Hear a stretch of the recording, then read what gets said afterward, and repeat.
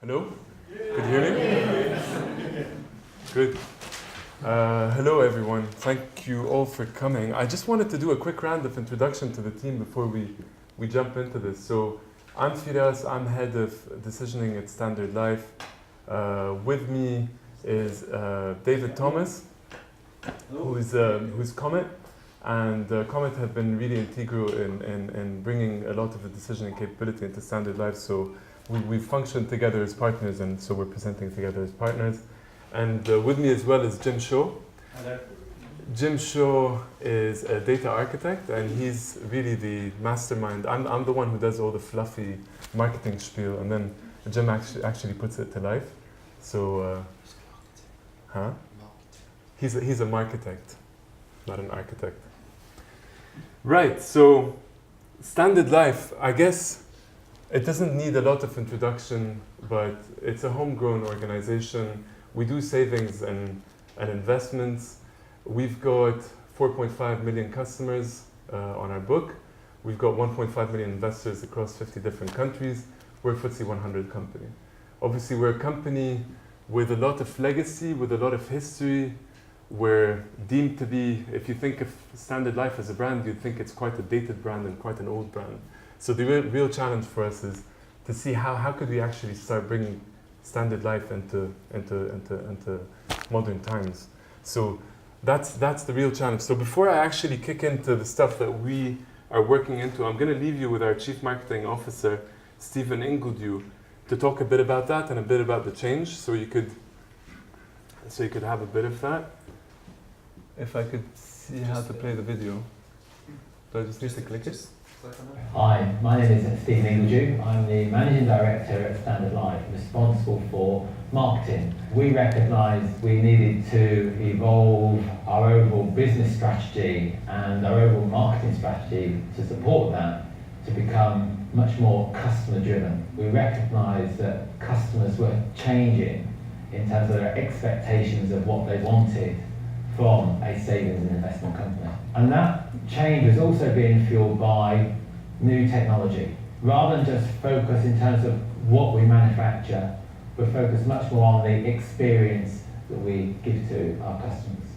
And all of this means evolving the way that the business operates from just being a manufacturing and a supply of products to really a retail operation, and really thinking like a retailer in the way that we engage customers. So that's really the challenge that we have, and this is what the Chief Marketing Officer Stephen Ingledew had set out for us: is that we need to change, we need to dramatically change the way that we do things internally.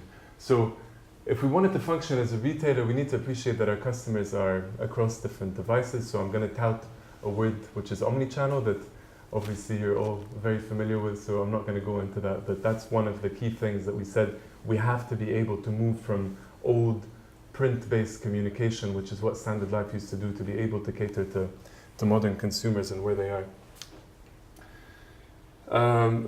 This one is a slide that's dear to my heart, because actually the creator and mastermind of this slide and concept is sitting right in front of me over here, Rob McLeod, who's from Comet, and in a moment of genius while he was sitting in the garden, it's like he had an epiphany that actually the sales funnel is dead, and let's bring out the watering can. So he wrote a blog post about it, and I think it's really powerful, and it really reflects where we are in terms of understanding customers. Is that, you know, traditionally the organization would like to shove everybody literally down a funnel, but we're saying we need to appreciate the diversity that we have in our customer base and really start understanding the customers. So this is what we set out to do. And if we understand what our customers, who our customers are and what they want, then we need to start, you know, personalizing the experience to them. So we need to start really, you know, creating relevant communication, and we've moved even from using the word campaign internally, so even the language has changed from talking about campaigns to actually talking about conversations. So how do we build that conversation with customers? We're heading towards, so we're talking about all this differentiation in the strategy, but we're also talking about something, and it's a vision that's very clear for us, which is segment of one, is how do we get to the segment of one, and what are the stages that are actually going to get there? And what does it feel like for the customer? So for the customer, what we were looking at is we've had a scattered customer experience, which was really disconnected. So we started looking at how do we start joining all of this up? And then, you know, the end goal, I guess, is how do we optimize this customer experience? I would say right now we started joining up a lot of it, and we've seen quite good successes about it. But the goal is how do we really optimize? How do we optimize some of this stuff? So I'm going to hand over to David in this context to tell you, because I think it's really good to have an outside view into the change that we've done. So Comet joined us, I guess, 2 years ago with all the challenges that we had on our plate, and really have been integral as partners in developing all of this change. So I'll hand over to David so he could talk to you a bit about it. Thank you. So as FIRAS said, we started with Standard Life back in 2014. And the first thing we really did at that point was to do an analysis of their current processes, the people they have both within FIRAS' team and some of the other related teams, and also what the infrastructure is. So, you know, how were they currently doing things? FIRAS talks about campaigns, and back then that was the area of focus. How were they delivering their campaigns? What we saw was that there was a small number of analysts in FIRAS' team, and they were using a range of tools and techniques, and often a range of data sources and processes. So this meant that things were taking longer than they should. There was a bit about consistency, and actually was how did you maintain the standards. Also from a customer perspective, how are we then joining the campaigns and the conversations together? So what we did was then say, well, how are we going to deliver the roadmap? So we then spoke to FIRAS and some of the leadership team and said, where do we want to take this? And what does good look like? It's not going to happen overnight, but what does that roadmap look like? And as part of that, it's then going around customer conversations. So how are we then joining inbound interactions with the outbound communications that we're sending out? And for us, communications it doesn't have to be marketing material, it can be operational mailings or operational communications, whether it's DM, email, SMS, and there's going to be an increasing number of channels. So it's really in joining all that together. So as part of that, technology became very important, and it is around the infrastructure. Jim's going to talk about the architecture and how we make it happen from a data perspective, but also it's how do we arm FIRAS and his team with the correct tools to then build increase customer engagement. So that was back in 2014. So how are we doing against plan? So in 2015, we implemented the inbound solution, which the overall technology stack is the IBM Customer One Experience tool. We implemented the inbound solution with the contact center, and also implemented the IBM campaign for outbound communications. And as part of that, working together, we managed to achieve that in a record time, and had official feedback from the vendor that was the quickest worldwide implementation of both the inbound solution with the outbound. So that was all very well. And I should say, one of the things FIRAS talks about working together, one of the things we did do was then work with a range of colleagues both within Comet but also within Standard Life. So you've got FIRAS here who manages the team of the analysts, you've got myself here from Comet, but you've got Jim from the architecture side. And working with us, we've also got business analysts, and we've also got other people from some of the IT team. So very much this cross-functional way of working. So this year, what have we been doing this year? So this year, we've been increasing the number of inbound targeted messages on the contact center, but we've also been then migrating some of the regular campaigns through the previous tool to the new IBM campaign tool, and really gearing up the use of the tool and getting rid of some of the legacy processes. As I said, we're very much focused on the customer and customer engagement. So part of that now is looking ahead about how might the tool set be used for operational communications. And we're working with Jim, FIRAS, and a number of people around the business about what does this look like. It could be a range of SMS reminders, it could be email, but actually what does that look like? The other thing which is quite important, is that we've got the solution successfully implemented with the contact center, but there's going to be more and more touch points that we want to implement with the solution and use some of that logic and learning that we're building to then feed out across other channels. So that could be the website, mobile. There'll be a range of other channels that we'll want to bring into the solution. So that's really the journey that we've been on and continue to be on. Jim's now going to talk about the importance of data and how we then get the data structured to meet some of these challenges. Jim.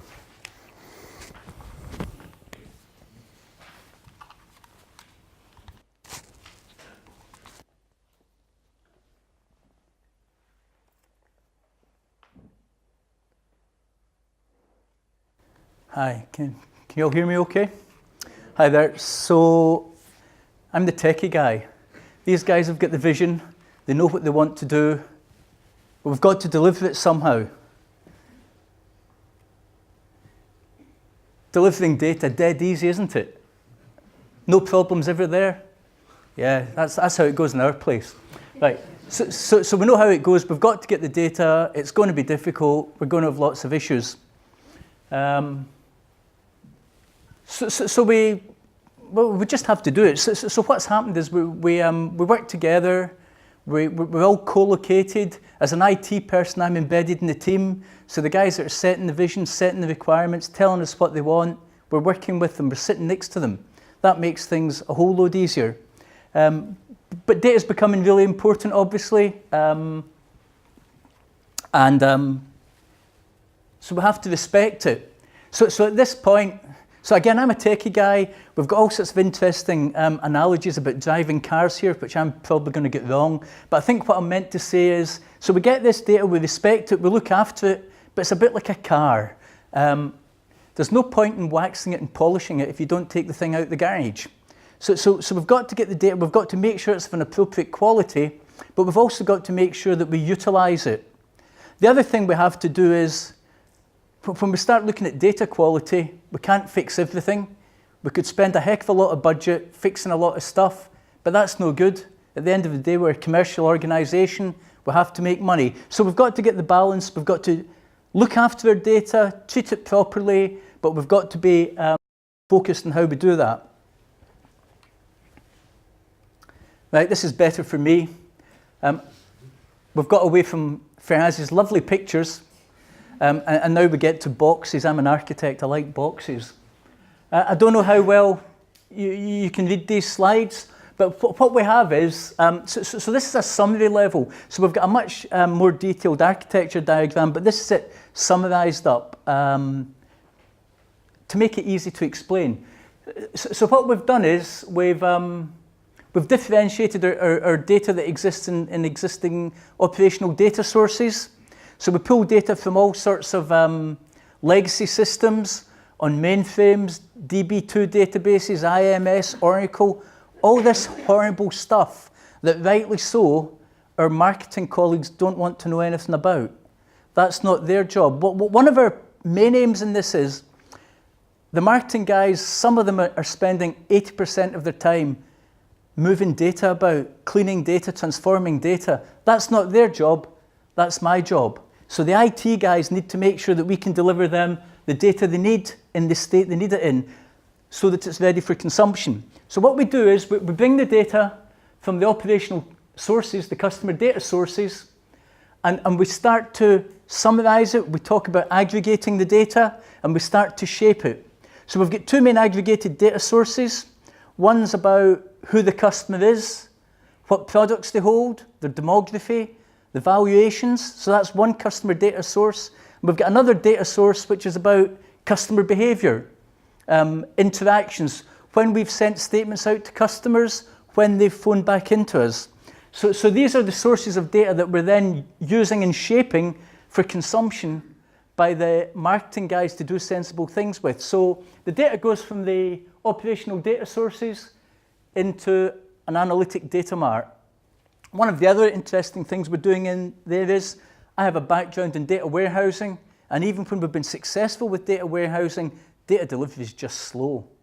So we're trying to do things to get data to the guys more quickly, so we've been sandboxing. So part of the analytics data mart has a sandbox in it. And again, the idea is we're trying to minimize the amount of grunt work that the consumers of this data have to do. So operational sources, analytic data mart, technical people, if anyone's interested. That's Oracle and Exadata. And then we get into the decisioning engine. When we procured this project, when we started going, we were thinking about marketing decisioning. But actually, this is just a decisioning engine. We've started using it for marketing messages, but we're getting to a space now where we're using it for operational messages. And actually, there's a few IT projects that want to use this stuff now. So one of the examples there is we've got customer authentication.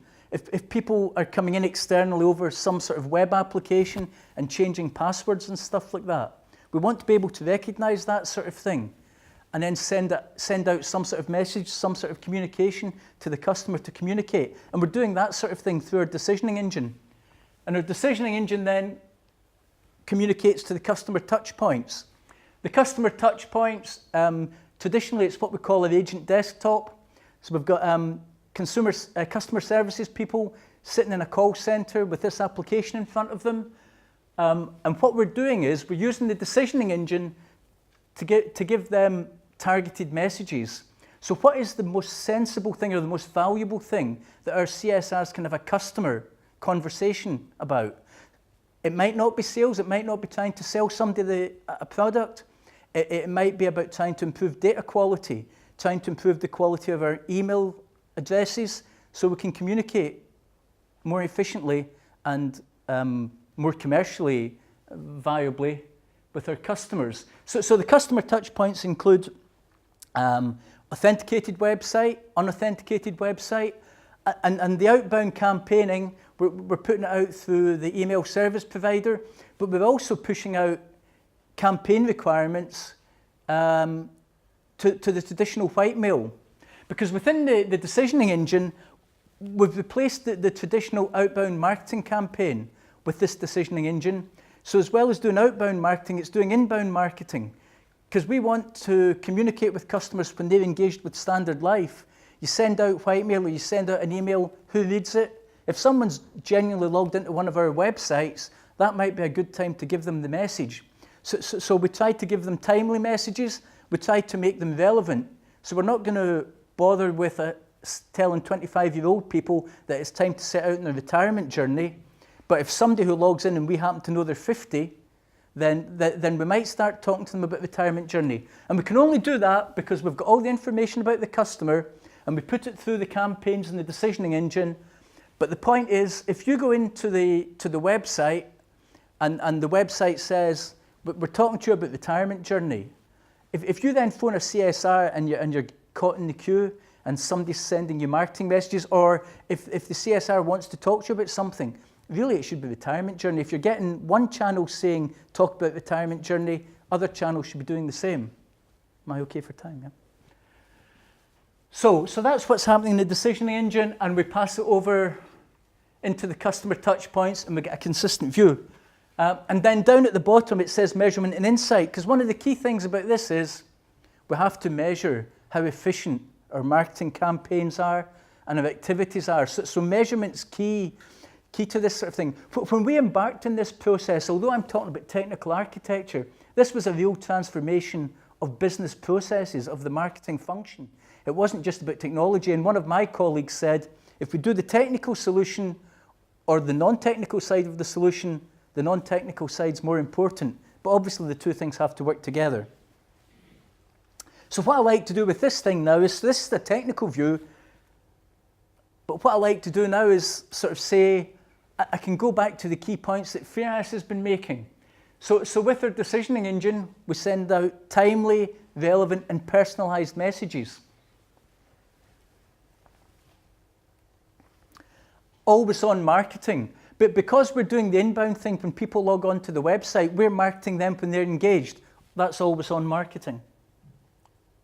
Omni-channel. So that's the thing about however you communicate with us, we'll give you a consistent message. Fact-based decisioning. I spoke a bit about that. So some of my IT colleagues like to tease me about the fact I end up using more marketing terms than IT terms. But I can live with that. I've actually just put the phrase marketecture onto my LinkedIn page today. We'll see what kind of feedback I get. segment of one. So that's the thing where we're absolutely personalizing the communications that we give to customers. It's no longer these very large population segmentations. And figure-based. So in the future, we don't do this just now, but in the future, the aim is that we will be able to kick off communications in response to something happening. So the customer authentication thing where the password's changed, those are the areas that we're getting to. So I've just tried to explain at a high level a bit about the architecture, but more importantly, how it relates to the concepts and the marketing aspirations that my colleagues have. And next. So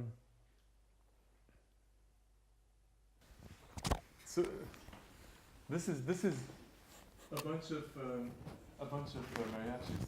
No, they're I guess I mean we've been talking a lot about technology and data, etc. But I mean really the thing that really mattered in all of this equation is the people.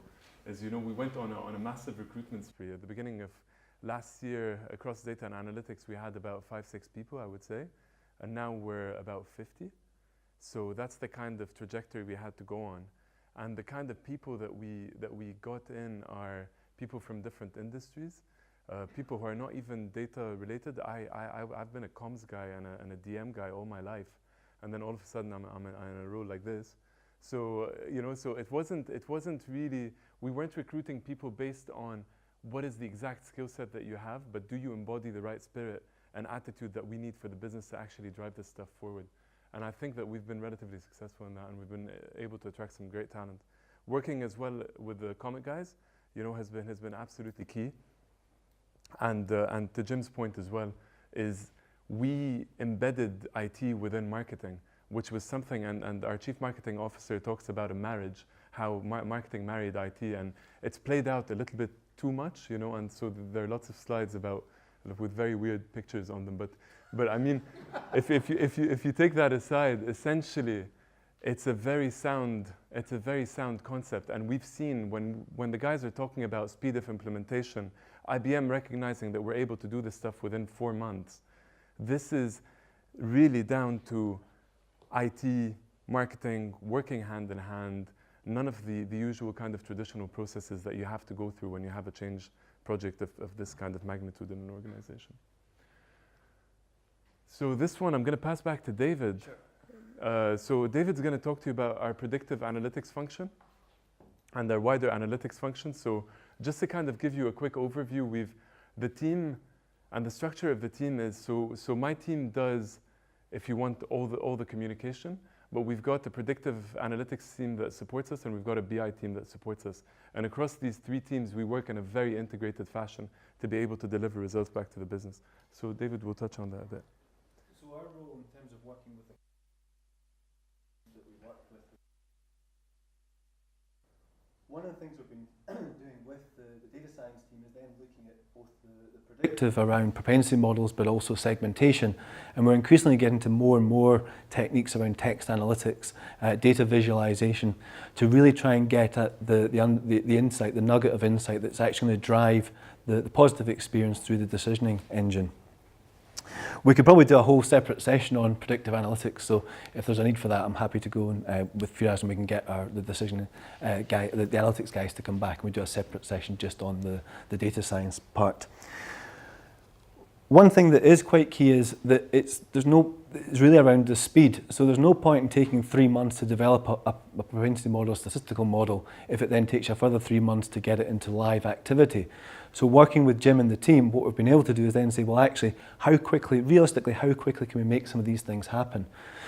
Jim spoke about the customer aggregate record and the interaction data store, and because they're refreshed, in some cases real time, but at the very least nightly, we've then got a raft of data to build models and actually test and challenge. So we could have a scenario whereby, as a team of analysts, we could be building a new model, challenging it within the day, and then it being live through FIRAS' team the following day. And that's really the speed of turnaround that we're looking for.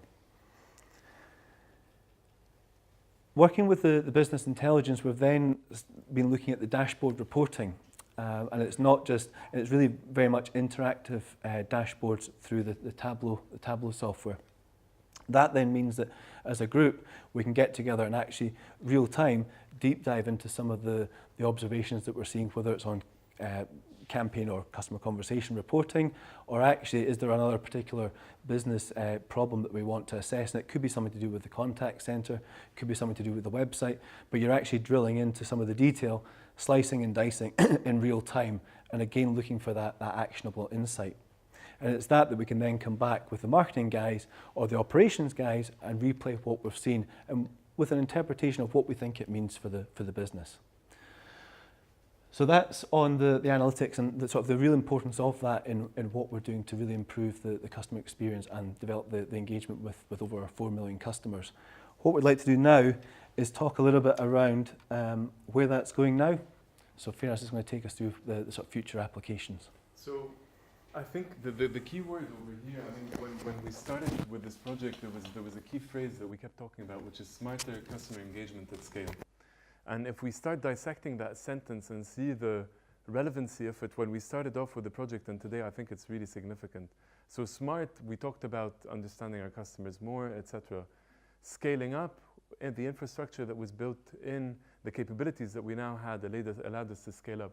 But the point that I really want to stress is customer engagement, is that we ventured off from within marketing to say that we were bringing in a marketing tool to actually deliver all of this stuff. What we realized is effectively the whole rest of the business, including operations, IT, everybody had use for this capability. So marketing as such is no longer relevant as a term to talk about the stuff that we do. So this is why we're referring to this stuff now as customer engagement. So irrelevant of where we are in the business, operations do customer engagement, marketing do customer engagement. And effectively what we've built is a platform to be able to engage better with our customers. As a result of this whole exercise, we've managed to simplify a lot of our infrastructure and the tools that we have. So on a very practical level, my team, who used to be able to do a campaign in 2 days, can now do a campaign in 2 hours. You know, they used to be able to do, have to use various tools to actually get something out. Now they just need one tool. And the data is actually in a really good place and really good shape for them to actually start using it. We're noticing that we're bringing down internal costs. So as a result of this, I mean, one of the things is, I mean, Jim talked about a host of IT projects that are looking at us right now and saying, actually, I could shave £300,000 or £500,000 off my IT project just by using your kit instead of me trying to find another way to actually deliver some of this stuff. But also some of the value that we're seeing is in operations. As you might know, that as a result of pension freedoms, our call centers have just gone a bit crazy. Is that people have been calling in for months now, and saying, I want stuff, you guys need to be able to support me. So by us using some of this capability and actually bringing down some of that demand in the call center on a very operational level, that's bringing back a lot of benefit, a lot of cost benefit back to the organization. So in effect, yes, it did cost money to get this technology in, but what we're seeing is very quickly this stuff is paying for itself in ways that sometimes we didn't anticipate, and the demand internally is starting to demonstrate how this is taking shape. We are able to go back to the personalization point that I talked about earlier, is we're able to do dynamic content, and we're able to do it at this scale. So we're able to do next best action and all these wonderful things using the capability that we now have. And this is, when I joined the organization 12 months ago, no, a bit more, probably 18 months ago, it was what a colleague of mine would call a spray and pray approach to marketing, which is we want to target the maximum amount of people, just target them and we'll see what we'll get at the end of it. So that's completely shifted, and we're in a next best action world right now where we're able to personalize these recommendations to our customers. We're able to ramp up. So yes, we don't want to do spray and pray stuff. We want to be able to do more of these interactions with customers, but now it's automated. So we're able to do a lot more of these interactions at a very smaller scale and at a much more personalized level. And it's giving us a lot more power in that space. We're able to build journeys which are multi-staged, and we never used to be able to do that with the old kit. So we could say that the journey looks like that and actually build it in relatively little time. But what's really interesting also for me is the way that we are able to change the way that we function. The technology has not only brought us more capability, but it's changed the way that we operate internally as an organization. So to go back to the slides and the video that you saw from the Chief Marketing Officer about operating like a retailer, if we want to say that we're operating like a retailer, then we need to have a strong commercial focus. So we've built processes around how could, if we knew that we were down on specific targets on a certain week, how quickly could we change stuff around? How could we change the weighting of the messages and the stuff to actually start reflecting that?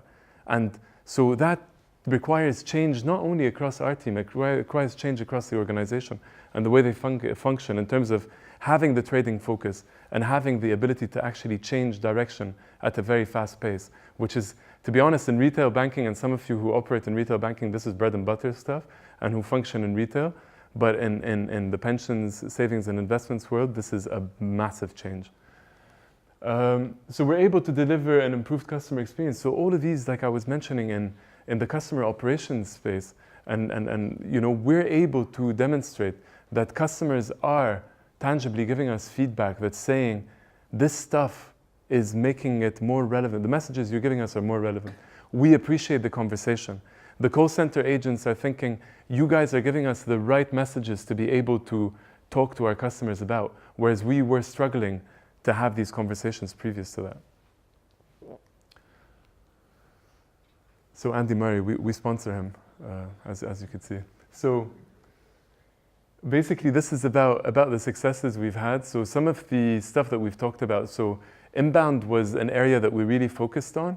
And through bringing in the predictive analytics capability, bringing in stuff like attrition models into the call center, we've been able to see a 24% uplift in the customers we've retained. In a pension freedoms world, our customers could just take their money and just walk away. So retention is a very big focus for us as an organization, and we've really been able to hone down on using some of these models, using that capability, tying it in with the technology to be able to deliver on the strategic objectives that we have around retention. It also, we've seen stuff on a campaign-to-campaign basis or an interaction-to-interaction basis, or where we've found a reduction in about 40% of campaign costs just because of the way we're actually targeting nowadays. So even from that spray and pray approach that we applied only 18 months ago to us being a bit more intelligent, taking advantage of the BI capability and the predictive capability, we've seen that we're able to reduce campaign costs by about 40%. And the sales uplift on the campaigns has gone up by about 50%. So there's demonstrable business benefit on several levels. And I think there's a customer experience benefit. And we measure stuff also through NPS, where we've seen, you know, over a 15% uplift in NPS scores, you know, as a result of this stuff. And in addition to some of the feedback that we're getting directly from the call centers to say, you know, we're really appreciating the relevant conversations that we're having with you on the phone.